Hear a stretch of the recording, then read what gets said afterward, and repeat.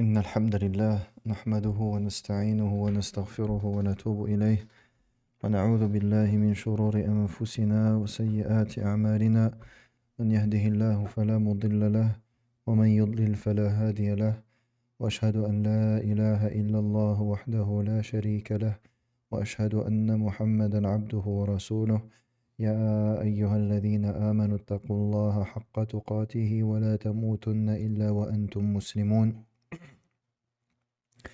يا أيها الناس اتقوا ربكم الذي خلقكم من نفس واحدة وخلق منها زوجها وبث منهما رجالا كثيرا ونساء واتقوا الله الذي تساءلون به والأرحام إن الله كان عليكم رقيبا يا أيها الذين آمنوا اتقوا الله وقولوا قولا سديدا يصلح لكم أعمالكم ويغفر لكم ذنوبكم ومن يطع الله ورسوله فقد فاز فوزا عظيما أما بعد فإن أصدق الحديث كتاب الله وخير الهدي هدي محمد صلى الله عليه وسلم وشر الأمور محدثاتها وكل محدثة بدعة وكل بدعة ضلالة وكل ضلالة في النار أما بعد فالسلام عليكم ورحمة الله وبركاته. نسأل الله الكريم رب العرش العظيم أن يفقهنا في الدين وأن يعلمنا التأويل. نواصل إن شاء الله تعالى في قراءة كتاب القول المفيد في أدلة التوحيد لمؤلفه رحمه الله تعالى. Nous continuons إن شاء الله تعالى les lectures de القول المفيد في أدلة التوحيد, appelé en français leçon du tawhid. Nous sommes toujours donc avec l'attestation de Muhammad Rasulullah. Et ici, donc, il nous rapporte les conditions de cette attestation-là. Comme nous avons vu les conditions de la ilaha illallah, eh bien, les conditions de Muhammad Rasulullah, sallallahu alayhi wa sallam. Il nous dit, rahimahullah, الشرط الأول الاعتراف برسالته واعتقادها باطنا في القلب. La première condition, c'est le fait de reconnaître son message et sa prophétie et de croire en celle-ci avec son cœur. Donc, la première condition, c'est le fait de reconnaître la prophétie avec laquelle il est venu, sallallahu alayhi wa sallam. Et cette prophétie-là n'est autre que l'islam dans son entièreté. Nous devons donc croire en cette prophétie avec laquelle il est venu, sallallahu alayhi wa sallam, et ceci avec notre cœur, en ayant la sincère conviction que cette prophétie vient d'Allah tabaraka wa ta'ala. الشرط الثاني النطق بذلك والاعتراف به ظاهرا باللسان. La deuxième condition, prononcer cela et le reconnaître de manière apparente avec la langue. دليل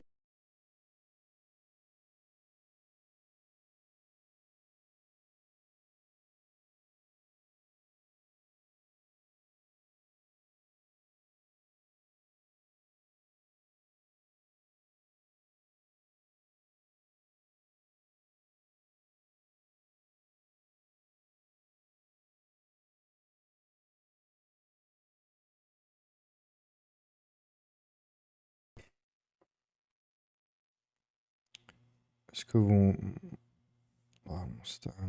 Est-ce que vous m'entendez toujours? J'espère que ça n'a pas coupé, que vous m'entendez toujours. J'ai mon écran qui s'est éteint. Taïeb. Donc je disais, pardon, la deuxième condition, c'est le fait de prononcer cette attestation-là et de la reconnaître de manière apparente, extérieure, avec la langue. Et ceci concerne cette attestation et concerne la foi. Et on doit faire prononciation de la foi de manière intérieure dans notre foi, dans notre cœur, et nous devons également le faire de manière extérieure avec la langue. C'est par ceci que la personne prendra le jugement du musulman, qu'elle sera considérée comme musulman. دليل هذين الشرطين قوله تعالى إنما المؤمنون الذين آمنوا بالله ورسوله ثم لم يرتابوا. La preuve de ces deux conditions-là, c'est certes les croyants sont ceux qui ont cru en Allah, son messager, puis qui n'ont aucun doute. Donc, naam, effectivement, le fait de... euh, ici, on peut prendre la, la preuve dans le verset réside dans innamal mu'minuna alladhina amanu billahi wa rasulih. Ceux qui ont cru sont ceux qui ont cru, ou véritablement les croyants sont ceux qui ont cru en Allah et son messager. Et ici, on a le terme donc alladhina amanu, ceux qui ont cru. Et la foi, ceux qui ont reçu la foi. Et la foi, al-iman, en quoi est-ce qu'elle consiste al-iman? Comment est-ce qu'on définit al-iman? Al-iman est défini par i'tiqadun bil qalb wa qawlun bil lisan wa amalun bil jawarih. Et donc, la définition de la foi, c'est une parole avec la langue, une croyance avec le cœur et des actes apparents. Et donc, les actes du corps, c'est également l'acte du cœur qui est le fait de le croire intérieurement et extérieurement par la langue. Naam. Donc on peut dire que mahallu shahid min al-aya huwa qawlu ta'ala alladhina amanu li'anna al-iman qawlun bil lisan wa i'tiqadun bil qalb wa amalun bil jawarih. Ensuite il dit rahimahullah wa qala Allah ta'ala tilka ayatullahi natluha alayka bil haqq wa innaka lamina al-mursalin. طيب. Voici les versets d'Allah, ou tels sont les versets d'Allah que nous te récitons euh, en toute vérité. Et tu es certes du nombre des mursalines, des messagers. Question, Inch'Allah ta'ala. En quoi est-ce que réside, ou dans quelle partie du verset réside la preuve concernant les deux conditions précédentes? Il a dit les deux conditions, reconnaître sa prophétie et y croire avec le cœur, et prononcer cela et le reconnaître avec sa langue de manière apparente. Ensuite, il a dit la preuve de ces conditions, et il a cité deux versets. Le premier verset, on en a parlé, le deuxième verset, où réside la preuve de ces deux conditions-là dans le verset. Voici les versets d'Allah que nous te récitons en toute vérité.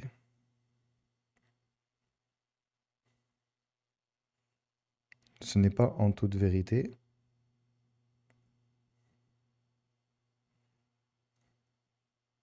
Non.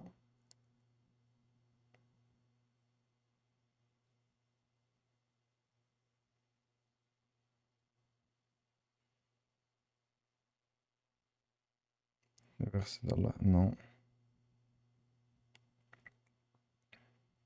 Et na'am. Wa innaka lamina al-mursalin. Ahsant. Et tu fais certes partie des envoyés. Allah subhanahu wa ta'ala, ici, dans ce verset, a confirmé, ou plutôt a déclaré que le prophète alayhi salam fait partie du nombre des envoyés. Et donc, si Allah tabaraka wa ta'ala reconnaît cela, ou plutôt si Allah azza wa jal déclare cela, eh bien il nous est obligatoire d'y croire également.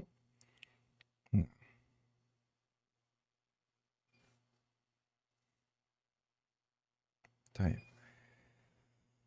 الشرط الثالث قال رحمه الله الشرط الثالث المتابعة له بأن يعمل بما جاء أو بأن يعمل بما جاء به من الحق ويترك ما نهى عنه من الباطن. La troisième condition, c'est le fait de le suivre dans ce qu'il est venu, dans ce avec quoi il est venu comme vérité, et que l'on délaisse ce qu'il a interdit comme faux. قال الله تعالى قل إن كنتم تحبون الله فاتبعوني يحببكم الله ويغفر لكم ذنوبكم والله غفور رحيم. Allah Ta'ala nous dit, dans la traduction, dit si vous aimez Allah, alors suivez-moi, Allah vous aimera et vous pardonnera vos péchés. Et Allah est certes pardonneur et miséricordieux. Donc cette troisième condition consiste à devoir suivre le prophète sallallahu alayhi wa sallam. Le suivre dans quoi? Le suivre dans l'application de ce avec quoi il est venu comme vérité, c'est-à-dire la religion, et que l'on délaisse ce qu'il a interdit comme choses qui sont fausses. Et donc, la preuve de cela, du suivi, c'est la parole d'Allah. Dans la traduction, dit, si vous aimez Allah, alors suivez-moi. Et subhanallah, ce verset, pour celui qui le médite, est un verset immense et dont les sens sont grandioses. Ici, il y a premièrement le fait que l'amour d'Allah implique le suivi du prophète sallallahu alayhi wa sallam. Car ici, il dit, si vous aimez Allah, alors suivez-moi. Et donc, cela nous montre que on ne peut aimer Allah et ne pas suivre le prophète sallallahu alayhi wa sallam. Et il y a une réplique claire ici dans ce verset aux coranistes. Les coranistes qui prétendent que nous n'avons pas besoin ou que nous ne devons pas nous tourner vers autre que le Coran. Et ça, c'est un égarement clair et c'est de la mécréance. Ceci relève de la mécréance. Et donc, ici, subhanallah, Allah Jalla wa Ala a fait de son amour a fait comme condition de l'amour véritable d'Allah tabaraka wa ta'ala le suivi du prophète sallallahu alayhi wa sallam. Ça, c'est la première chose. La deuxième chose, ce qui va se répercuter sur ce suivi du prophète alayhi salatu wa sallam, la récompense du suivi de la sunnah du prophète sallallahu alayhi wa sallam. Quelle est-elle? L'amour d'Allah. L'obtention de l'amour d'Allah. Premièrement, yuhibbukumullah. Allah vous aimera. Et deuxièmement, wa yaghfir lakum dhunubakum. Et il vous pardonnera vos péchés. Subhanallah. Deux récompenses immenses. L'obtention de l'amour d'Allah et le pardon des péchés. Et ensuite, wallahu ghafurun rahim. Et Allah est pardonneur et il est rahim. Donc Allah Azza wa Jal, il est ghafour, celui qui pardonne en abondance. Et il est rahim, il est miséricordieux. Il est miséricordieux envers ses serviteurs. Et il fait preuve de bonté et il fait preuve de miséricorde, Azza wa Jal. Et donc il y a dans ces deux noms-là un appel à se tourner vers ce qui amène les effets de ces noms-là. Parmi ce qui amène comment profiter de ce qu'implique le nom d'Allah Azza wa Jal, le pardonneur, eh bien c'est de lui demander pardon. Mais ici, ce qui nous est demandé, c'est de suivre le prophète alayhi salatu wassalam. Et c'est une cause pour obtenir le pardon d'Allah tabaraka wa ta'ala. Et donc d'obtenir de ce qu'implique le nom d'Allah Azza wa Jal, Al-Ghafour. Et également Ar-Rahim. Car Allah Azza wa Jal fait partie de ce qu'implique le fait qu'il nous pardonne, qu'il soit également miséricordieux. Car il nous pardonne, car il est pardonneur, mais également car il est miséricordieux. Naam. Wa qala ta'ala ورحمتي وسعت كل شيء فسأكتبها للذين يتقون ويؤتون الزكاة والذين هم بآياتنا يؤمنون الذين يتبعون الرسول النبي الأمي. Allah Ta'ala nous dit, et ma miséricorde s'est propagée, wasi'at ou plutôt, pas propagée, mais ma miséricorde s'est étendue sur toute chose, s'étend sur toute chose. Ma miséricorde s'étend sur toute chose. Je l'écriverai donc pour ceux qui me craignent. الذين يتقون. Ceux qui craignent, c'est-à-dire qui me craignent. ويؤتون الزكاة. Qui donnent la zakah. والذين هم بآياتنا يؤمنون. Et ceux qui, en nos versets, croient. Qui croient en nos versets. Ceux qui suivent le messager, prophète, ummi. Al-ummi, c'est celui qui ne lit pas et celui qui n'écrit pas. Ce verset, subhanallah, il comporte de nombreuses fawaïd. Ici, premièrement, parmi les leçons que l'on tire de ce verset, il y a l'affirmation ou la reconnaissance de l'attribut de la rahma. Ithbatu sifatir rahma. Donc ici il dit et ma miséricorde. Ma miséricorde. Wa ar-rahma, rahmatullahi qisman. رحمة هي صفة من صفاته جل وعلا ورحمة مخلوقة ورحمة مخلوقة كما قال عز وجل كما أخبرنا عز وجل أنه خلق 100 رحمة وجعل واحدة بين الناس وجعل واحدة بين الناس فهذه الرحمة رحمة مخلوقة رحمة مخلوقة وهنا ورحمتي وسعت كل شيء هي رحمته يعني التي تكون صفة من صفاته فرحمة الله عز وجل إذا أضيفت إليه إما أنها وصف للموصوف يعني وصف له عز وجل أو خلق له عز وجل. Et la rahma d'Allah Azza wa Jal, elle est de deux catégories. Nous avons une miséricorde qui est créée, qu'Allah Azza wa Jal a créée. Comme il dit, j'ai créé 100 miséricordes et j'en ai mis une entre les gens qu'ils se partagent. Et ça, c'est une miséricorde qu'il a créée Azza wa Jal. Et ensuite, l'autre miséricorde, c'est une miséricorde qui est un attribut parmi ses attributs, subhanahu wa ta'ala. Car Allah Azza wa Jal, il est Ar-Rahim, il est Ar-Rahman, et il a l'attribut de Ar-Rahma. Donc Ar-Rahma, c'est un attribut d'Allah subhanahu wa ta'ala, premièrement, et deuxièmement, c'est une créature. Allah Azza wa Jal a créé. Donc il y a deux types. On a une Rahma qui est un de ses attributs, et une Rahma qui est une créature qu'il a créée. Et c'est cette Rahma que l'on se partage entre nous.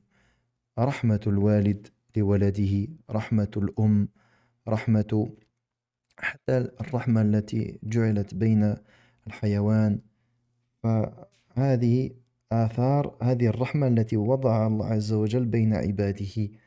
Et donc la rahma qu'a la mère envers son enfant, que le père a envers son enfant, même les animaux, cette rahma qu'ils ont entre eux ou que l'on peut retrouver, eh bien toute cette rahma que l'on peut retrouver dans la nature humaine et dans les choses qu'Allah Azza wa Jalla a créées, eh bien subhanallah, c'est l'effet d'une de ces miséricordes qu'il a créées Azza wa Jalla et qu'il a mis entre nous. Et la rahma qui est son attribut subhanahu wa ta'ala. Donc ça c'est concernant le début du verset. Taïb. Annie, j'essaye de rajouter des fawaïd car en vérité c'est assez clair, je pense. Le texte de base est assez clair, donc Inch'Allah on essaye de rajouter quelques fawaïd comme ça par rapport aux versets qui sont cités. Naam. Donc ici, ensuite Azza wa Jal il nous dit Sa'aktubuha lilladhina yattaqoon. Je prescrirai ou j'accorderai cette miséricorde à ceux qui craignent. Premièrement. Deuxièmement, وَيُؤْتُونَ الزَّكَاةَ qui donnent la zakah. Et troisièmement, وَالَّذِينَ هُمْ بِآيَاتِنَا يُؤْمِنُونَ et ceux qui croient en nos versets. Et ici on a وَالَّذِينَ هُمْ بِآيَاتِنَا يُؤْمِنُونَ تقديم ما حقه التأخير. Ici on a le fait que on a hum bi ayatina qui en nos versets croient. Normalement c'est l'inverse, qui croient en nos versets. Ceux qui croient en nos versets. Ici le verset c'est ceux qui en nos versets croient. Et ça nous montre al-hasr, yani qu'ils croient véritablement sans aucun doute en ces versets subhanahu wa ta'ala. الذين يتبعون الرسول النبي الأمي ceux qui suivent le messager prophète ummi. Et l'ummi, on a dit, c'est celui qui ne lit pas et celui qui n'écrit pas. Et ceci, subhanallah, est un signe de la véracité de la prophétie. Pour cela qu'Allah Azza wa Jalla nous dit وَمَا كُنْتَ تَتْلُو مِنْ قَبْلِهِ مِنْ كِتَابٍ وَلَا تَخُطُّهُ بِيَمِينِكَ إِذًا لَارْتَابَ الْمُبْطِلُونَ بَلْ هُوَ آيَاتٌ بَيِّنَاتٌ فِي صُدُورِ الَّذِينَ أُوتُوا الْعِلْمَ وَمَا يَجْحَدُ بِآيَاتِنَا إِلَّا الظَّالِمُونَ. Et dans sourate dans sourate Al-Ankabut, dans sourate Al-Ankabut, Allah tabaraka wa ta'ala, il nous dit, concernant le fait que le prophète sallallahu alayhi wa sallam n'écrit pas et ne lit pas, il dit, et tu ne lisais aucun livre avant celui-ci, avant le Coran, et tu n'écris pas avec ta main. Tu ne l'écris pas avec ta main, car tu es ummi, tu ne sais pas écrire. Et pour cela qu'ensuite il nous dit إِذَا لَارْتَابَ الْمُبْطِلُونَ, car sinon, الْمُبْطِلُونَ, ceux qui traitent la prophétie comme étant fausse, eh bien ils auraient douté. Si jamais tu avais été capable d'écrire, si jamais tu savais lire et écrire, eh bien ils auraient pu véritablement attribuer cela à toi. Mais comme tu ne sais ni lire ni écrire, eh bien ils ne peuvent pas t'attribuer ce Coran, car ils savent que tu ne sais pas lire et que tu ne sais pas écrire, subhanallah. Donc ça fait partie des preuves de la prophétie. Et donc le fait que le prophète alayhi salatu wassalam, soit analphabète, ceci est une preuve de sa prophétie. Et ceci est élogieux en ce qui le concerne, sallallahu alayhi wa sallam. Car cela montre que ce avec quoi il est venu comme prophétie ne peut être que d'Allah Jalla wa ala. Et ensuite il nous dit بَلْ هُوَ آيَاتٌ بَيِّنَاتٌ فِي صُدُورِ الَّذِينَ أُوتُوا الْعِلْمَ. Mais ce sont plutôt des versets clairs qui sont dans la poitrine de ceux qui ont reçu la science. C'est-à-dire que, et ce verset-là nous montre que la communauté musulmane se distingue par la mémorisation de son livre. Et ceci depuis le début de l'islam. Et c'est pour cela qu'Allah Azza wa Jal a caractérisé ces versets comme étant des versets qui sont dans la poitrine, c'est-à-dire qui sont mémorisés. Par qui? Ceux qui ont reçu la science. Donc nous sommes une communauté de mémorisation. Nous sommes une communauté qui mémorise son livre. À l'inverse des autres communautés qui ne mémorisent pas leur livre. Non. Ensuite le verset suivant. وقال تعالى فآمنوا بالله ورسوله النبي الأمي الذي يؤمن بالله وكلماته واتبعوه لعلكم تهتدون.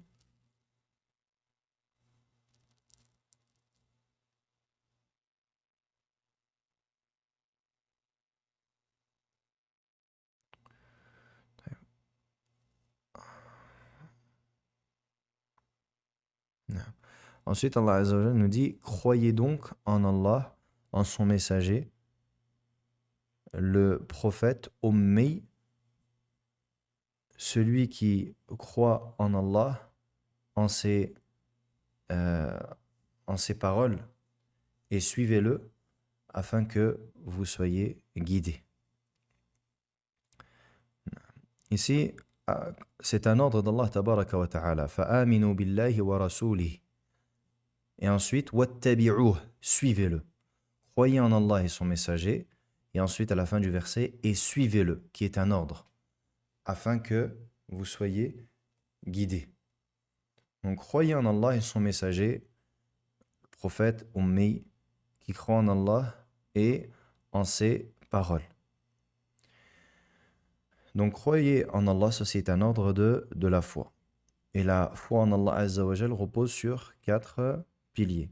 La foi en son existence, la foi en sa seigneurie, la foi en ses noms et attributs, et la foi en le fait qu'il est le seul à mériter l'adoration. Donc la foi dans l'unicité de l'adoration. Et son messager est prophète. Donc, comme vous le savez, tout messager est prophète, mais tout prophète n'est pas messager. Kullu rasulin nabi, walaysa wala kullu nabiyyin rasul. Tout messager est prophète et pas l'inverse. Tout messager n'est pas subhanallah, tout messager est prophète, mais tout prophète n'est pas messager. Et ici, nous avons les deux cités dans le même verset, ce qui nous montre que le prophète alayhi salatu wassalam est les deux. Mais il fait partie de Ulul Azm min ar-Rusul. Il fait partie de Ulul Azm min ar-Rusul, les 5 Ulul Azm parmi les messagers. Al-Ummi, on l'a expliqué, celui qui croit en Allah, et c'est pour cela que, subhanallah, il nous dit, celui qui croit en Allah et en ses paroles, et suivez-le. C'est-à-dire qu'il est un exemple en cela.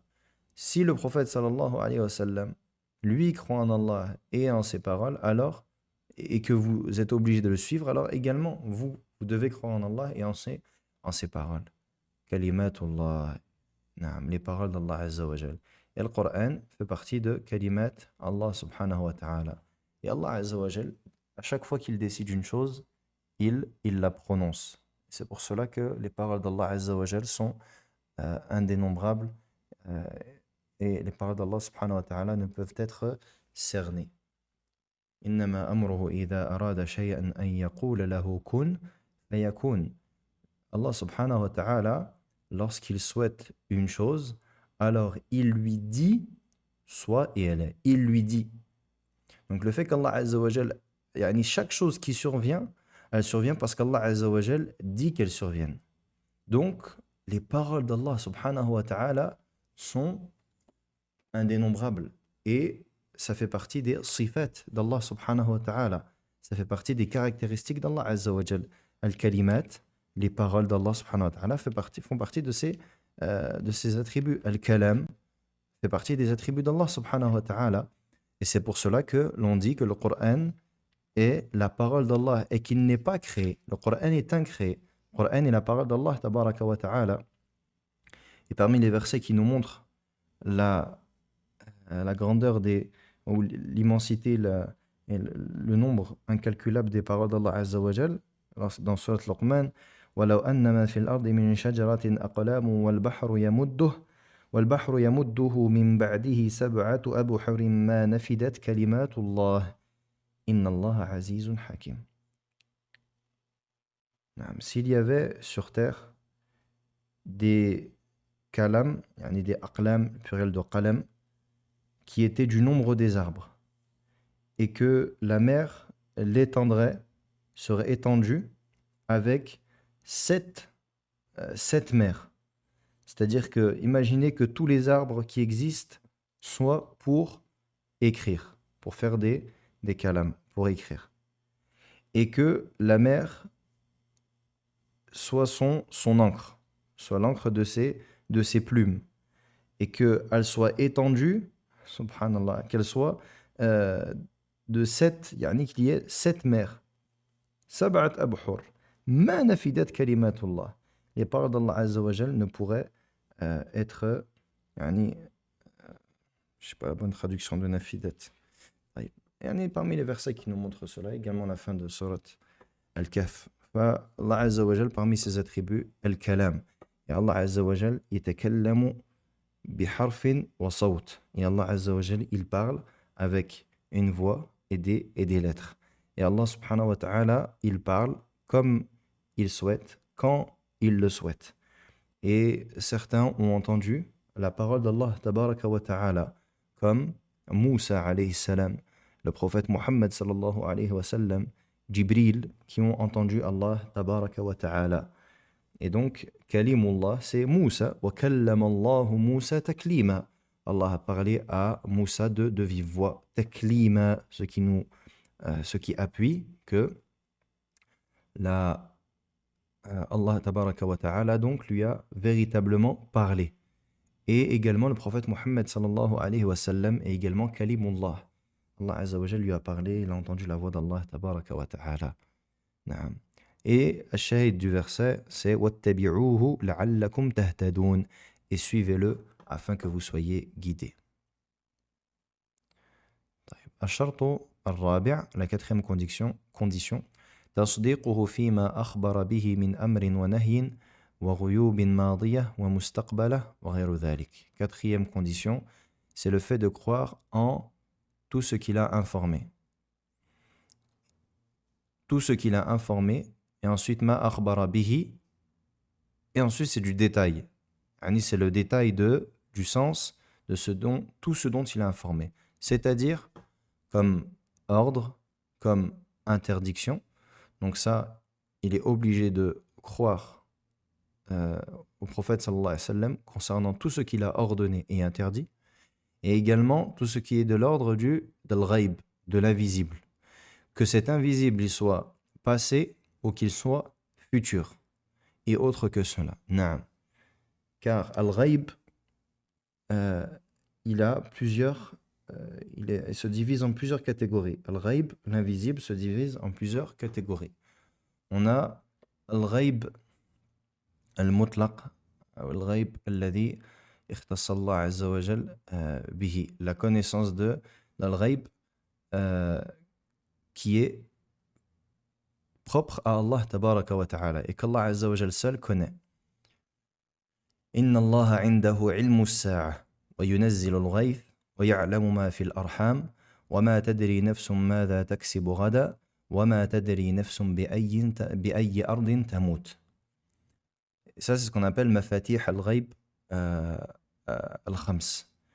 C'est 5 choses. Il y a 5 choses citées dans Surat Luqman qui sont les choses par lesquelles Allah Azza wa Jal, qui concernent le ghaib, qui concernent l'invisible, 5 choses par lesquelles Allah Tabaraka wa Ta'ala, ou 5 choses, pardon, dont c'est Azza wa Jal attribuer la connaissance, c'est réserver, c'est ça le terme que je cherchais, c'est réserver la connaissance. Il y a 5 choses qu'Allah Azza wa Jal s'est réservé la connaissance et dont personne autre que lui n'a connaissance.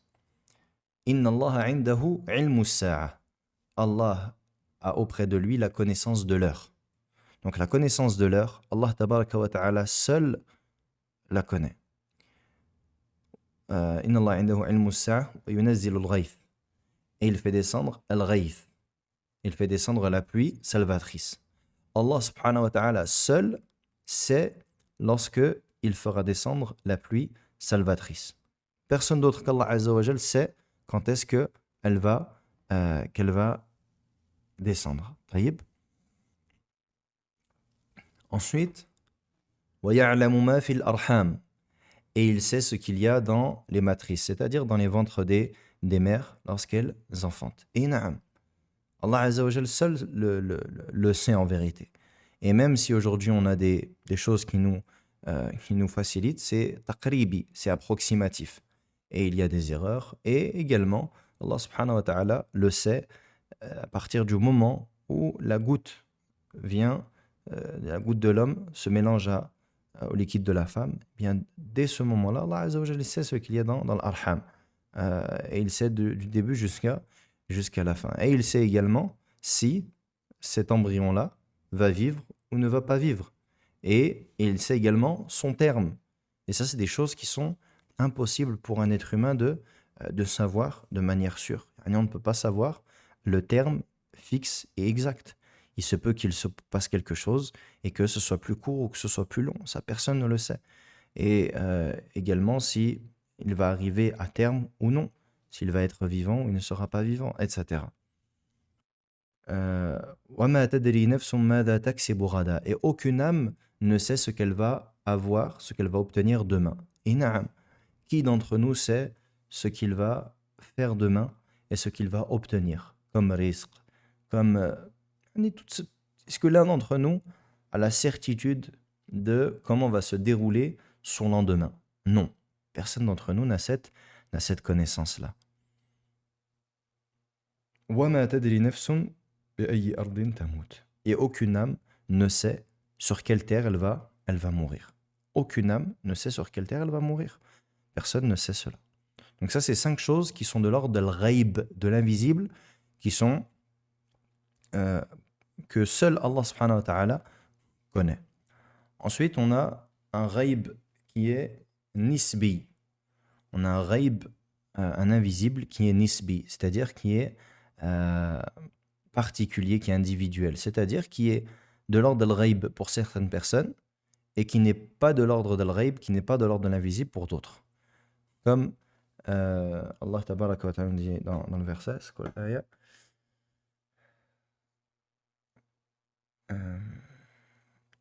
تلك من أنباء الغيب نتلوه إليك. J'ai oublié l'ayah. Et c'est ainsi que nous te comptons les informations de al-ghaib.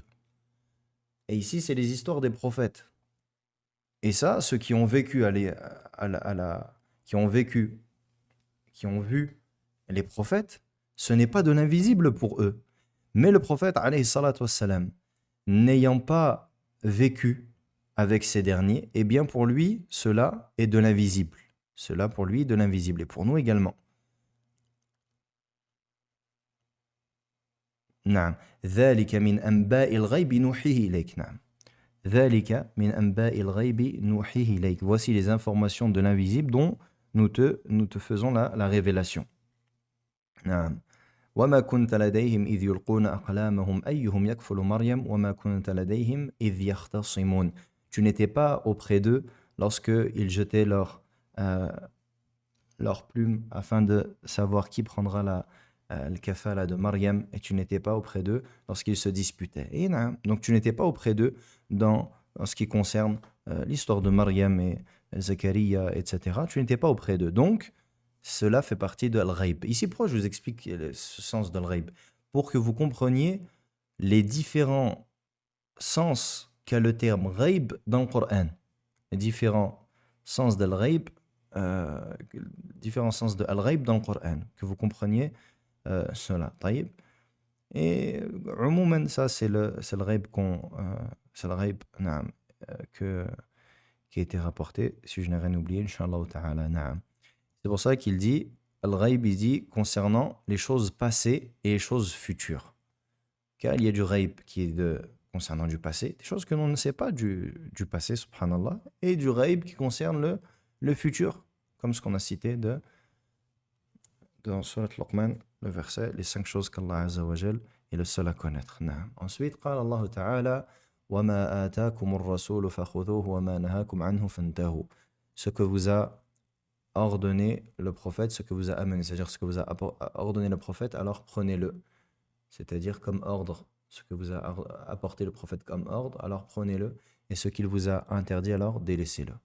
Et d'après Abi Sa'id al-Khudri, radiyallahu anhu, il dit, le messager d'Allah, sallallahu alayhi wa sallam, a dit, Ala ta'manouni wa ana aminu man fis sama, ne croyez-vous pas en moi alors que je suis celui qui est al-amin, celui qui est digne de confiance de celui qui est au ciel, Allah tabaraka wa ta'ala, c'est-à-dire qui est au-dessus des cieux, Allah subhanahu wa ta'ala, pas dans le sens que Allah Azza wa Jalla est dans. Ya'tini khabaru as-sama'i sabahan wa masa'a. Me vient l'information du ciel matin et soir.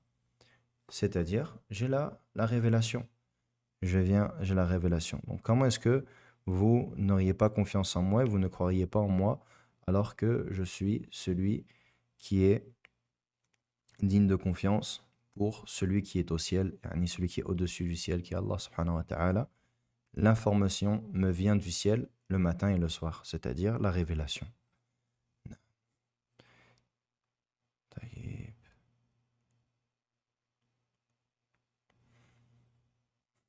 Inch'Allah ta'ala, je pense que il est mieux que l'on s'arrête ici. La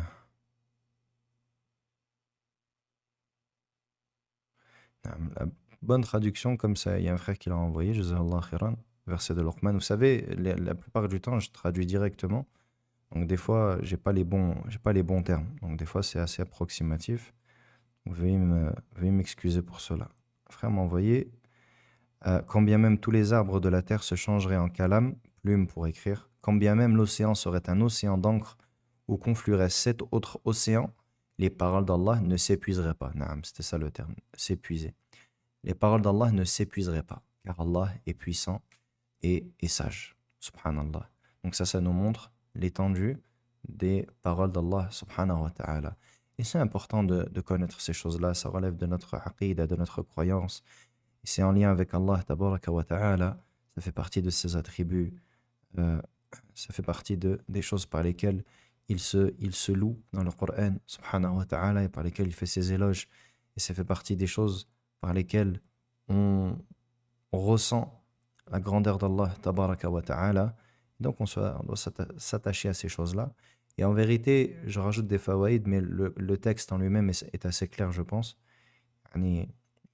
C'est pour cela que j'essaye d'apporter des fawaïd en plus du texte, même si ce n'est pas en lien directement avec quand on parle des versets. J'explique certaines choses, bien que ce ne soit pas directement lié à ce pourquoi l'auteur a cité le verset. Car en vérité, l'auteur, il cite le verset pour un but. Vous avez bien compris, c'est pour ça que je vous dis à chaque fois, mahallu shahid min al-aya. Dans quoi est-ce que réside la preuve dans le verset? Et donc, où est-ce que réside la preuve dans le verset? Pourquoi est-ce qu'il a ramené le verset? J'essaie de vous le dire à chaque fois. Et une fois qu'on a compris ça, après, on essaye de prendre d'autres fawaïd, d'autres leçons, tirer d'autres leçons du verset, afin d'étendre un petit peu notre compréhension. Et on demande à Allah tabaraka wa ta'ala une bonne compréhension, et on demande à Allah subhanahu wa ta'ala de nous accorder la droiture dans les paroles et dans les actes. Inch'Allah ta'ala, si vous avez des questions, mettez-les dans le bot. Les questions en lien avec le cours. Barakallahu fikum.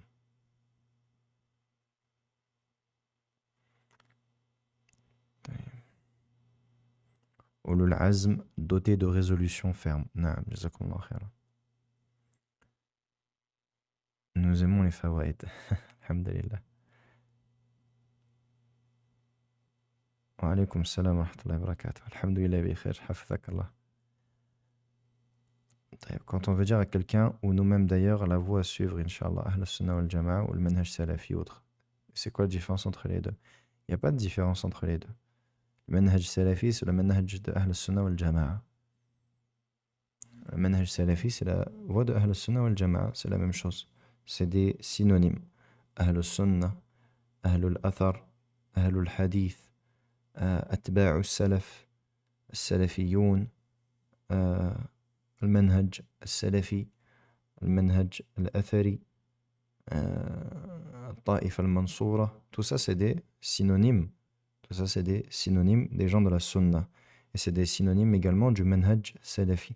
Il n'y a pas de différence entre les deux. L'un renvoie à l'autre et l'autre renvoie à l'autre. C'est la même chose. C'est le fait de s'affilier aux pieux prédécesseurs dans le manhaj, c'est-à-dire dans la méthodologie et dans la croyance.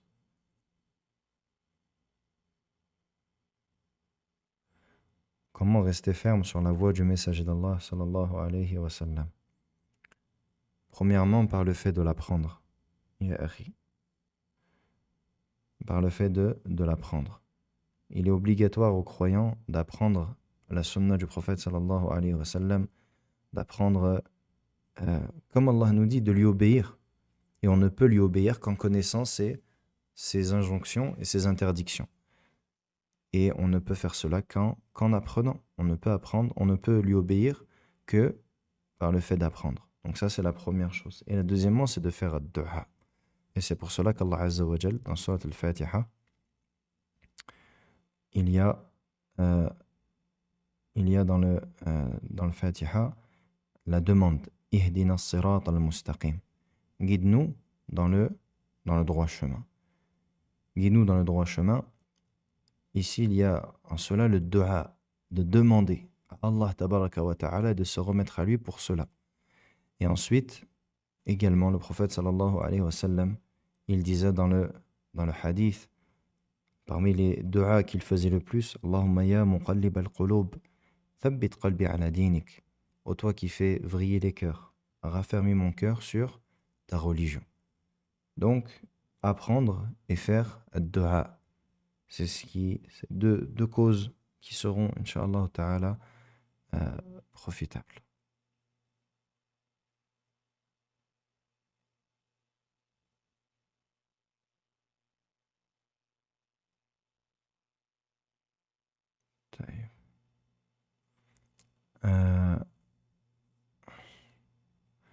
Concernant la traduction des versets en direct, et la traduction peut être donc parfois approximative. Si on traduit les versets, la traduction ne doit pas être approximative. C'est obligé que la traduction soit approximative. La traduction ne peut être qu'approximative, la traduction du Coran. Et c'est pour cela que l'on dit toujours, comme Allah dit, dans le sens du verset, et même dans les Corans qui sont traduits, vous trouverez toujours écrit traduction approximative des sens. C'est écrit comme ça, traduction approximative des sens. La traduction ne peut absolument pas être littérale, c'est strictement impossible. Elle ne peut être que approximative. Après, il y a une approximation qui change le sens, et ça c'est interdit, c'est-à-dire que on traduit par un sens qui est erroné, et il y a une traduction approximative, yani, qui rapproche le plus du sens initial.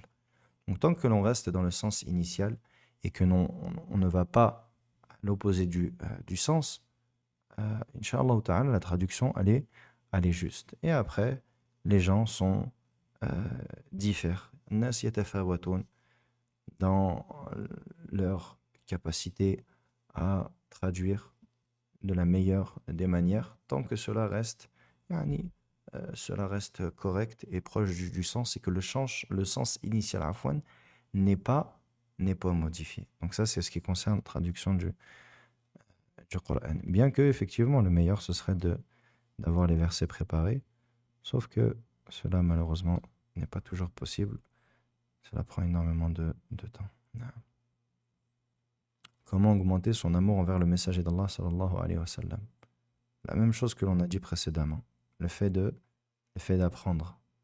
Comme Allah Ta'ala, comment aimer plus Allah Azza wa Jal? Par le fait de le connaître. Par le fait de le connaître, connaître ses noms, ses attributs. Bien, il en est de même pour le prophète sallallahu alayhi wa sallam. Il faut le connaître. Connaître sa sunna, son comportement, comment est-ce qu'il était, sallallahu alayhi wa sallam, sa sunna. Et demander à Allah Jalla wa Ala. Bilal, concernant ta question, Inch'Allah Ta'ala, c'est quelque chose sur lequel on devrait échanger en privé, Inch'Allah. J'ai une question, même les anges ne savent pas l'invisible. J'ai une question, même les anges ne savent pas l'invisible. Et non, les 5 choses qu'on a citées, personne ne les connaît à part Allah Azza wa Jal. Si on ne concrétise pas les conditions, on tombe dans l'innovation. Ça dépend. Ça dépend. Il y a des... Ça dépend. On ne peut pas répondre de manière absolue. Ensuite, quel livre vous nous recommandez pour apprendre la sunna? Les livres de hadith, les livres par lesquels on débute, alhamdoulilah, qui sont tous, qui sont disponibles. Al-Arba'un Nawawiya, les 40 hadiths Nawawi. Les hadiths Nawawi, subhanallah, sont extrêmement importants. Il y a les ordres du prophète, alayhi salatu wassalam, les plus importants et les plus généraux, qui englobent le plus de choses. Donc, par exemple, commencer par l'Arba'un, c'est une très bonne chose. Les 40 hadiths Nawawi. On apprend la sunna du prophète, sallallahu alayhi wa sallam. Ensuite, natadarraj, on va plus, yani, on prend quelque chose d'un peu plus long. Par exemple, Riyad al-Salihin, les jardins des vertueux, est un livre qui comporte beaucoup de hadiths. Et on voit plein de chapitres et on voit la sunna du prophète, sallallahu alayhi wa sallam, concernant de nombreuses choses. Taïb. Et après, ça c'est plus pour celui qui veut vraiment étudier la science. On a hadith al-ahkam, etc. Après, sunan, sihah. Mais pour les gens, entre guillemets, débutants ou les gens de la masse, les 40 hadiths Nawawi, Riyad al-Salihin, et également les livres de aqidah, de croyance, dans lesquels il est cité les points les plus importants de notre croyance concernant, par exemple, Usul al-Sunnah de l'imam Ahmed, Usul al-Sunnah de l'imam Ahmed, pour comprendre les points de croyance les plus importants, parce que ça fait partie de la Sunnah, ça fait partie de la Sunnah du prophète, alayhi salatu wassalam, etc.